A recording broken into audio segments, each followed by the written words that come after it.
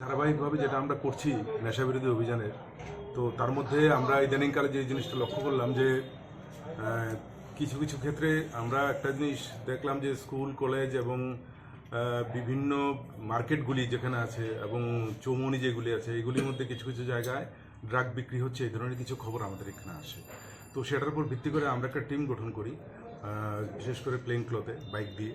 তো এতে আমরা লক্ষ্য করলাম যে কয়েকটা জায়গাতে এই ধরনের কিছু মানুষ অপরিচিত আসে এবং ওরা ড্রাগ বিক্রি করে এই ধরনের জিনিসটা আমাদের হাতে চোখে পড়ে।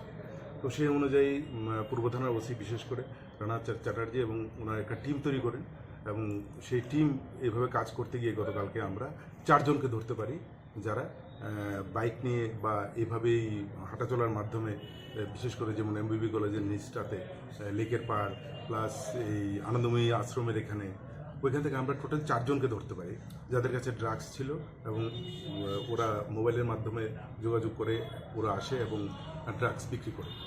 তো এদেরকে আটকানোর পরে আমরা আরও অনেকগুলি তথ্য পাই।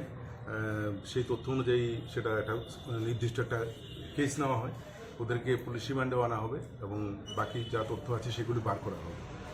তো প্রাথমিকভাবে ওদের কাছ থেকে আমরা যেগুলি পেয়েছি সেটা হচ্ছে 210টা কন্টেনার ভাইল যেটাকে বলে পেয়েছি, তাতে 5.2 গ্রাম হেরোইন পাওয়া গেছে এবং ক্যাশ পাওয়া গেছে 5000 আর একটা বাইক।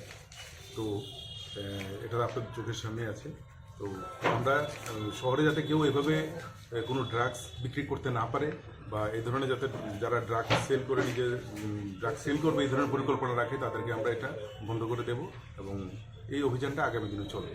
কত টাকা ধরা হয়েছে? 5.2 গ্রাম, লাখ টাকা তো হবেই। কোন জায়গা থেকে বললাম তো আনন্দময়ী আশ্রম এবং এমবিবি কলেজের লেখা।